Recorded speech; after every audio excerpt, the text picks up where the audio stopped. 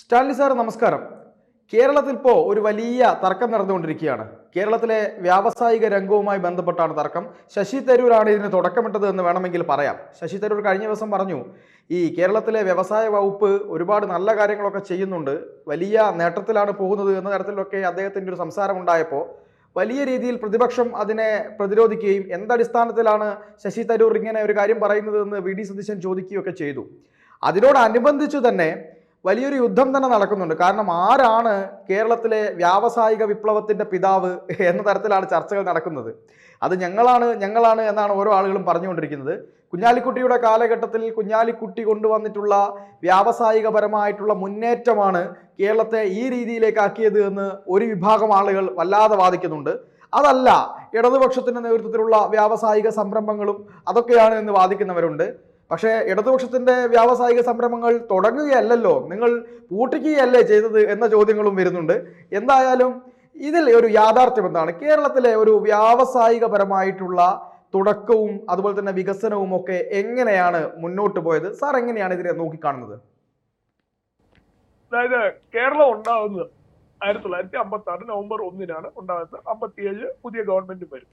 അത് നിർഭാഗ്യവശാൽ വ്യവസായം പൂട്ടിക്കാൻ വേണ്ടി മാത്രം ഇറങ്ങി തിരിച്ച കമ്മ്യൂണിസ്റ്റുകളുടെ ഗവൺമെന്റാണ് വന്നത്. വ്യവസായം പൂട്ടിക്കില്ലായിരുന്നു, തുടങ്ങിയത് അവരുടെ അജണ്ട അതായിരുന്നു. അത് വളരെ ഓപ്പൺ ആയിട്ട് തന്നെ പറഞ്ഞുകൊണ്ടിരുന്നത്. വ്യവസായം നടത്തുന്നത് ബൂർഷയാണ്, ഒരു വ്യവസായവും പ്രൈവറ്റ് സെക്ടറിൽ പാടില്ല, എല്ലാം ഗവൺമെന്റ് വേണമെന്നായിരുന്നു പറഞ്ഞത്. ഇനി ഈ 1956 നവംബർ 1 കേരളം നമ്പർ 1 സ്റ്റേറ്റ് ആയിരുന്നു. അതിന് കാരണം 1857 തുടങ്ങി 1956 വരെ ഉണ്ടായിരുന്ന, അല്ലെ 1947 വരെ സ്വാതന്ത്ര്യം കിട്ടുന്നതിനും വരെ ഇവിടെ ഉണ്ടായിരുന്ന ബ്രിട്ടീഷുകാരും മഹാരാജാവും ചേർന്നുള്ള ഭരണം.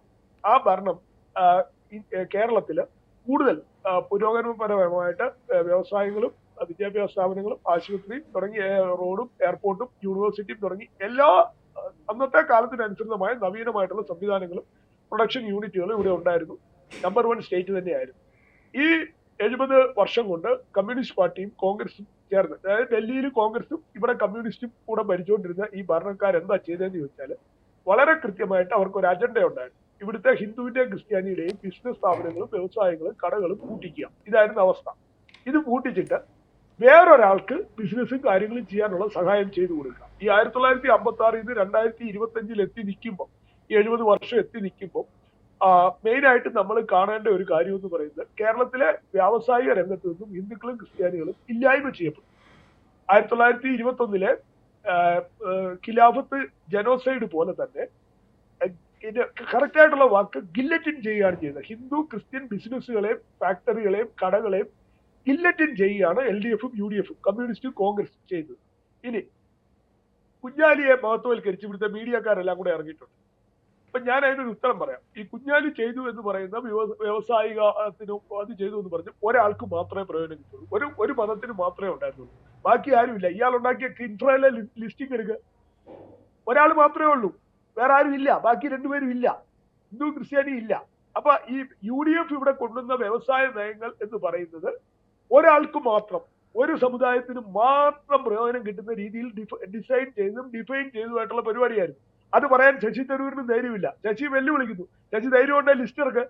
ശശി ഇപ്പൊ ഈ പല അടവും രാഷ്ട്രീയത്തിൽ പിടിച്ചിരിക്കാൻ വേണ്ടി UDF LDFിലോട്ട് പോകാൻ വേണ്ടി ശശി പല അഭ്യാസവും കാണിക്കുന്നുണ്ട്. അതൊക്കെ ശശിയുടെ കാര്യം. പക്ഷെ യഥാർത്ഥത്തിൽ ഒറ്റ ചോദ്യം ഞാൻ LDFകാരോടും UDFകാരോടും ചോദിക്കുകയാണ്. നിങ്ങൾ അനേകം കടകളും ബിസിനസ്സുകാരും പൂട്ടിച്ചു. ഒരൊറ്റ ജിഹാദിയുടെ കട പൂട്ടിക്കാൻ നിങ്ങൾക്ക് പറ്റിയോ? ഇല്ല, പൂട്ടണമായിട്ടല്ല, പക്ഷെ ബാക്കിയുള്ളവരുടെ പൂട്ടിച്ചിട്ട് മേലി നടിക്കരുത്. നിങ്ങൾ പുതിയ വ്യവസായങ്ങളും കാര്യങ്ങളും കൊണ്ടുവന്നു, ഒരാളുടെ മാത്രമേ കൊണ്ടുവന്നുള്ളൂ, ബാക്കി രണ്ടുപേർക്കും എന്താ പറ്റാത്തത്? നിങ്ങൾക്ക് ഒരു കാര്യം ഞാൻ ഇതിനകത്ത് ഒരു തെളിവ് തരാം. അതായത് കേരളത്തിൽ ബിസിനസ് നടത്തി പൊളിഞ്ഞവരുടെ അല്ലെങ്കിൽ രക്ഷയില്ലാതെ പൂട്ടേണ്ടി വന്നവരുടെ ഒരു അസോസിയേഷൻ ക്രിസ്ത്യാനികളുടെ ഓൾറെഡി ബാംഗ്ലൂർ തുടങ്ങിക്കഴിഞ്ഞു. അതുപോലെ തന്നെ ഹിന്ദുക്കളുടെ തുടങ്ങാൻ പോവുക. അതായത് ബിസിനസ് LDFും UDFും ബിസിനസ് നശിപ്പിച്ചവരുടെ അസോസിയേഷൻ. അപ്പൊ അത് ലക്ഷക്കണക്കിനായിരിക്കും. LDFും UDFും ചേർന്ന് ബിസിനസ് നശിപ്പിച്ച ക്രിസ്ത്യാനികളുടെ അസോസിയേഷൻ ഓൾറെഡി തുടങ്ങിക്കഴിഞ്ഞു. ഹിന്ദുക്കളുടെ അസോസിയേഷൻ ഉടനെ വരികയാണ്. ഇതിന്റെ സത്യമെല്ലാം പുറത്തു വരും. അതുകൊണ്ട് ഇവിടെ ആരും കേരളത്തിൽ ബിസിനസ് ഉണ്ടാക്കി കേരളത്തെ ഡെവലപ്പ് ചെയ്തു എന്ന് അവകാശപ്പെടണ്ട. കേരളത്തിൽ ആകെ 1956 തുടങ്ങി 2025 വരെ ചെയ്ത് ഇവിടെ മഹാരാജാവിന്റെ ബ്രിട്ടീഷുകാരുടെ അനുഗ്രഹത്താൽ നല്ല രീതിയിൽ നടന്നുകൊണ്ടിരുന്ന ബിസിനസ്സുകൾ ഹിന്ദുക്കളുടെ ക്രിസ്ത്യാനികളുടെ കംപ്ലീറ്റ് പൂട്ടിച്ചു. നമ്പർ 1. 2, ഈ ലീഗും UDF കൂടെ ഉണ്ടാക്കി എന്ന് പറയുന്ന ബിസിനസ് എന്ന് പറയുന്നത് ഒരു മതക്കാരുടെ മാത്രമാണ്. ബാക്കിയുള്ളവർക്ക് അതിൽ പ്രാതിനിധ്യമില്ല. ഈ കിൻഫ്ര എന്ന് പല ഓമന പേരിൽ അറിയപ്പെടുന്നുണ്ടെങ്കിലും ഇതില്ല. ഇനി വേറൊരു കാര്യം കൂടെ, എന്നോട് ഈ ബിസിനസ് പൂട്ടേണ്ടി വന്ന ക്രിസ്ത്യൻ ബിസിനസ്സുകാർ പറഞ്ഞൊരു കാര്യമുണ്ട്. സാറേ, ഞങ്ങളെല്ലാം UDFകാരായിരുന്നു. LDFന്റെ ഭരണത്തിൽ ഞങ്ങൾക്ക് ഇത്ര പ്രശ്നമുണ്ടെങ്കിലും UDF ഞങ്ങളെ രക്ഷിക്കുമെന്നാണ് വിശ്വസിച്ചുകൊണ്ടിരുന്നത്. എന്നിട്ട് എന്ത് പറ്റി? സാറേ, LDF ഞങ്ങളുടെ ബിസിനസ് പൂട്ടിക്കുന്നു, UDF ഞങ്ങളെ സഹായിക്കുന്നില്ല. അപ്പൊ ഒരു വലിയ വിശ്വാസവഞ്ചനയുടെ ഭാഗം കൂടെ UDFകാരുടെ ഭാഗത്തുണ്ട്. ശശി അതുകൂടെ ഒന്ന് പറയണം. ശശി ഈ പാർട്ടിക്കകത്ത് കിടന്ന അഭ്യാസം കളിക്കുമ്പോൾ ഇതിന്റെ അകത്തെ മതപരമായ ആംഗിൾ, ഇതിന്റെ അകത്തെ മതപരമായ വശം, സാമൂഹികമായ വശവും കൂടെ ശശി പറയണം. അല്ലാണ്ട് ഈ വെറുതെ കുഞ്ഞാലിക്കുട്ടിയും ശശി ആയിട്ടുള്ള ഒരു ഫൈറ്റ് അല്ല ഇത്. ഇതിന്റെ അകത്ത് സഫർ ആയത് കേരളത്തിലെ ക്രിസ്ത്യൻ ഹിന്ദു സമൂഹമാണ്. ഇനി ഏറ്റവും ദയനീയമായ ഒരു കാര്യം പറയാം. ഒരാൾ ബിസിനസ് എല്ലാം പൊളിഞ്ഞ് ഏറ്റവും അവസാനമാണ് തട്ടുകട, റോഡ് സൈഡ് വെൻഡർ എന്ന ലെവലിലേക്ക് താഴ്ത്ത്. അതായത് ബിസിനസ് ഇല്ലാതെ റോഡ് സൈഡിൽ എന്തെങ്കിലും സാധനം വിൽക്കുക എന്ന് പറയുന്നത്. ഇന്ന് കേരളത്തില് റോഡ് സൈഡിൽ ഒരു സാധനം വിൽക്കാൻ, ഒരു കടയോ പെട്ടിക്കടയോ ഇടാൻ ഒരു മതക്കാർക്ക് മാത്രമേ പറ്റുന്നുള്ളൂ. ബാക്കി 2 പേർക്ക് പറ്റുന്നില്ല. റോഡ് സൈഡിൽ കച്ചവടം നടത്തുന്ന പറഞ്ഞ ഒരു സംഘടനയുണ്ട്. അത് ആരുടെയാണെന്നറിയോ? PFIക്കാരുടെയാണ്. ചോദിച്ചാൽ LDFന്റെ ആന്ന് പറയും. പക്ഷെ PFIക്കാരുടെയാണ് സംഘടന. അവർക്ക് മാത്രമേ കടയിടാൻ പറ്റത്തുള്ളൂ. വേറെ ആരെങ്കിലും കടയിടണമെന്നുണ്ടെങ്കിൽ അവർക്ക് കപ്പം കൊടുക്കണം. അവർക്ക് കപ്പം കൊടുത്താലേ പറ്റത്തുള്ളൂ. പോലീസിന് രാഷ്ട്രീയക്കാർക്കാണെന്നെങ്കിലും പറയും ഈ കപ്പം അവസാനം പോയി നിൽക്കുന്ന ജിസിയ ടാക്സ് കൊടുക്കണം. ജിസിയ ടാക്സ് കൊടുത്താലേ ബാക്കിയുള്ളവർക്ക്, ഹിന്ദുവിനും ക്രിസ്ത്യാനിക്കും റോഡ് സൈഡിൽ കടയിടണമെന്നുണ്ടെങ്കിൽ ജിസിയ ടാക്സ് കൊടുക്കണം. ഇന്നത്തെ കേരളത്തിലെ താലിബാൻ നിയമമാണെന്ന് ഓർക്കണം. അപ്പൊ ആരെങ്കിലും കടയിറങ്ങാൻ ഇറങ്ങി സംശയമുള്ളവർ, ഞാൻ പറയുന്നത് സംശയമുള്ളവർ നാളെ കടയിടാൻ ഇറങ്ങി നോക്ക്. അപ്പൊ അറിയാം ഇതിന്റെ കാര്യം എന്താവുന്നുള്ളത്. അപ്പൊ അതുകൊണ്ട് കേരളത്തിലെ വ്യവസായത്തിന്റെ പേരിൽ ആരും മേനി നടിക്കണ്ട.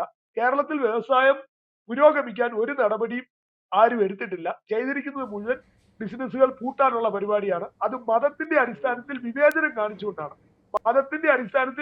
കാണിച്ചുകൊണ്ടാണ് കേരളത്തിൽ ബിസിനസ് പൂട്ടിയിരിക്കുന്നതും പുതിയ ബിസിനസ് തുടങ്ങിയിരിക്കുന്നതും മതത്തിന്റെ അടിസ്ഥാനത്തിൽ വിവേചനം കാണിച്ചുകൊണ്ട് തന്നെയാണ്.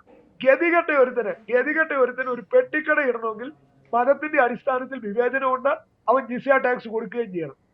അപ്പൊ ഇത് ശരിക്കും കേരളം ഒരു മിനി പാകിസ്ഥാനായി മാറിക്കൊണ്ടിരിക്കുകയാണ്.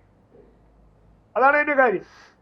ഇപ്പൊ നമുക്ക് ഗൾഫിൽ ഒരു ബിസിനസ് ആരംഭിക്കണമെന്നുണ്ടെങ്കിൽ അവരുടെ LLC എന്ന് പറഞ്ഞാൽ 51% ഷെയർ ലോക്കൽ ആൾക്കാർക്ക് കൊടുക്കണം. അവനൊരു ഇൻവെസ്റ്റ്മെന്റും ഇല്ല. ലോക്കൽ അറബിക്ക് 51% കൊടുക്കണം. 49 നമ്മുടെ മുഴുവൻ ഇൻവെസ്റ്റ്മെന്റും നമ്മുടേതാണ്. പക്ഷെ 51% ആണ് എന്ന് വെച്ചാൽ അവര് നമ്മളെ പിരിച്ചു വിട്ടിട്ട് ആ കമ്പനി ടേക്ക് ഓവർ ചെയ്യാം. നമ്മുടെ ഇൻവെസ്റ്റ്മെന്റ് പോയി, റൈറ്റ്സ് ഒന്നുമില്ല. ഇതേ നിയമമാണ് ഇൻഡയറക്റ്റ് ആയിട്ട് കേരളത്തിൽ ഇപ്പോൾ ഉള്ളത്. ഒരു ഇൻവെസ്റ്റർ വന്നു നോക്ക്, അന്നേരം അറിയാം. പുതിയ ഇൻവെസ്റ്റർ വരുമ്പോൾ അറിയാം അതിന്റെ സുഖം എത്രയാന്നുള്ളത്. ഈ 51% മുകളിലായിരിക്കും കൈക്കൂലി. അവൻ മൂടണമെന്ന് പറയുമ്പോൾ മൂടണം. അവൻ പറയുന്ന ആൾക്കാരെ നിയമിക്കണം. അവൻ പറയുന്ന പോലെ നടത്തണം. ഇതാണ് ഇവിടുത്തെ LDFും UDFും ജിഹാദിയും ചേർന്ന് ഇരിക്കുന്നത്. ഇനി ചരിത്രപരമായിട്ട് ഒരു കാര്യം കൂടെ ഞാൻ പറയാം. പണ്ട് ഇപ്പൊ നമുക്കെല്ലാം അറിയാവുന്ന കുഞ്ഞാലി എന്ന് പറയുന്നത് കുഞ്ഞാലിക്കുട്ടിയാണ്. നേരത്തെ ഒരു ചരിത്രത്തിൽ ഒരു കുഞ്ഞാലിക്കുട്ടിയുണ്ട്, കുഞ്ഞാലി മരക്കാർ എന്ന് പറയും. ഇവിടെ കേരളത്തിന്റെ രാജാക്കന്മാര് വെസ്റ്റേണേഴ്സുമായിട്ട് ബിസിനസ് ചെയ്തുകൊണ്ടിരുന്നു, പോർച്ചുഗീസുകാരുമായിട്ടും ഡച്ചുകാരുമായിട്ടും ഇംഗ്ലണ്ടുകാരും ഒക്കെ. അപ്പൊ ഈ കുഞ്ഞാലി മരക്കാർ പറഞ്ഞു, ബിസിനസ് ഒന്നും നിങ്ങൾ ചെയ്യണ്ട, ബിസിനസ് നമ്മൾ ചെയ്തോളാം. സാമൂതിരിയും ബിസിനസ് ചെയ്യണ്ട, കൊച്ചി രാജാവും ബിസിനസ് ചെയ്യണ്ട, ബിസിനസ് എല്ലാം നമ്മൾ ചെയ്തോളാം. വെള്ളക്കാരനോടും പുള്ളി പറഞ്ഞു, ബിസിനസ് നിങ്ങൾ ചെയ്യണ്ട, നമ്മൾ ചെയ്തോളാം. ഇതേ ആ കുഞ്ഞാലി മരക്കാരുടെ നയമാണ് 1956 തുടങ്ങി 2025 വരെ LDFും UDFും ഇവിടുത്തെ ഹിന്ദുക്കളോടും ക്രിസ്ത്യാനികളോടും കാണിക്കുന്നു. ഇപ്പം കുഞ്ഞാലി മരക്കാരുമായിട്ടുള്ള വ്യത്യാസം മനസ്സിലായല്ലോ. അന്ന് പിന്നെ യുദ്ധം ചെയ്ത് പോർച്ചുഗീസുകാർ കുഞ്ഞാലി മരക്കാരെ ഒഴിവാക്കി കഴിഞ്ഞപ്പോഴാണ്, കുഞ്ഞാലി മരക്കാർ പോയി കഴിഞ്ഞപ്പോഴാണ് ഇവിടുത്തെ ഹിന്ദുവിനും ക്രിസ്ത്യാനിക്കും ബിസിനസ് ചെയ്യാൻ പറ്റിയത്. അങ്ങനെയാണ് സാമൂതിരി സ്വതന്ത്രനായത്. ഇതുകൊണ്ട് ഈ ബിസിനസിന്റെ അകത്ത് നടക്കുന്ന ബിസിനസ് ജിഹാദ് എന്ന് പറയുന്ന കാര്യം കൃത്യമായിട്ട് പറയാൻ ധൈര്യം ഉണ്ടെങ്കിൽ ശശി പറയുക, അല്ലെങ്കിൽ കോൺഗ്രസ്സുകാരോ കമ്മ്യൂണിസ്റ്റുകാരോ പറയുക. അല്ലാതെ നിങ്ങൾ തമ്മിൽ തല്ലി അങ്ങോട്ടും ഇങ്ങോട്ടും തല്ലാണെന്ന്. ഇന്ത്യ അലയൻസിലെ പാർട്ട്നേഴ്സാണ് ഇവരെല്ലാം ഭാരതമാതാവിനെയും BJPയെയും മോഡിജിയെ അധിക്ഷേപിക്കുന്നവരാണ്. അതുകൊണ്ട് നിങ്ങൾ തമ്മിത്തല്ല് കാണിച്ച് നാട്ടുകാരെ പറ്റിക്കണ്ട. നിങ്ങൾ തമ്മിൽ ഒരു LDFും UDFും തമ്മിൽ ഒരു തമ്മിത്തല്ലുമില്ല. ശശിയും കുഞ്ഞാലിയും തമ്മിൽ ഒരു തമ്മിത്തല്ലുമില്ല. കാരണം ഇവരാരും സത്യം പറയുന്നില്ല. ഇവിടെ നടന്നിരിക്കുന്ന കേരളത്തിൽ ബിസിനസ് ഇല്ലാണ്ടായതിന്റെ കാരണവും ബിസിനസ് ഒരു സൈഡിലോട്ട് മാത്രം, ബിസിനസിന്റെ കളർ പച്ച മാത്രമായതിന്റെ കാരണം ഇവരെല്ലാവരും കാണിച്ചു കൂട്ടിയ തെമ്മാടിത്തരം കൊണ്ടാണ്. അപ്പൊ അതുകൊണ്ട് കേരളത്തിൽ ഒരു ന്യായമായ സമീപനം, ലെവൽ പ്ലേയിങ് ഫീൽഡ്, എല്ലാവർക്കും സ്വതന്ത്രമായിട്ട് ബിസിനസ് ചെയ്യാവുന്ന ഒരു കാര്യമാണ് വേണ്ടത്. അല്ലെ അങ്ങനെയുള്ള ഒരു നിയമവും സംവിധാനവുമാണ് വേണ്ടത്. എങ്കിലേ കേരളത്തിൽ ബിസിനസ് ഉണ്ടാവത്തുള്ളൂ. എല്ലാ മതക്കാർക്കും ഒരുപോലെ ബിസിനസ് ചെയ്യാവുന്ന ഒരു സംവിധാനം കേരളത്തിൽ ഉണ്ടാക്കാൻ പറ്റുമോ എന്നുള്ള കാര്യമാണ് LDFും UDFും ജനങ്ങളോട് പറയേണ്ടത്. അതായത് ഒരാളുടെ കാര്യം മാത്രം പറയണ്ട, എല്ലാവർക്കും ചെയ്യാൻ പറ്റുന്ന ഒരു കാലം വരട്ടെ. മഹാരാജാവിന്റെ കാലത്ത് അങ്ങനെയായിരുന്നല്ലോ, ബ്രിട്ടീഷുകാരുടെ കാലത്ത് അങ്ങനെയായിരുന്നല്ലോ. അപ്പൊ ഈ LDFും UDFും വന്നേ പിന്നെയാണ് ചിലർക്ക് ബിസിനസ് ചെയ്ത് പുറകോട്ട് പോകേണ്ടി വന്നത്. അപ്പൊ അതുകൊണ്ട് ബിസിനസ് പൊളിഞ്ഞ് കേരളത്തിൽ നിന്ന് രക്ഷപ്പെടേണ്ടി വന്ന ഹിന്ദുക്കളോടും ക്രിസ്ത്യാനികളോടും അനുതാപം രേഖപ്പെടുത്തുന്നു. ബിസിനസ് പൊളിഞ്ഞ് ആത്മഹത്യ ചെയ്ത ആൾക്കാർക്ക് പ്രണാമം അർപ്പിക്കുന്നു. ശരി, എന്തായാലും കേരളത്തിലെ ബിസിനസ് രംഗത്തെ ഈ തർക്കങ്ങൾക്കിടയിൽ ചില നഗ്നമായ ചില സത്യങ്ങളാണ് ഇപ്പോൾ സാറ് പറഞ്ഞിരിക്കുന്നത്. എന്തായാലും ഈ ചർച്ചയുമായി സഹകരിച്ചതിന് ഒരുപാട് നന്ദി സാർ. കൂടുതൽ വാർത്തകളും വിശേഷങ്ങളും നിങ്ങളിലേക്ക് എത്താൻ ABC മലയാളം സബ്സ്ക്രൈബ് ചെയ്യുക, ബെൽ ബട്ടണും അമർത്തുക.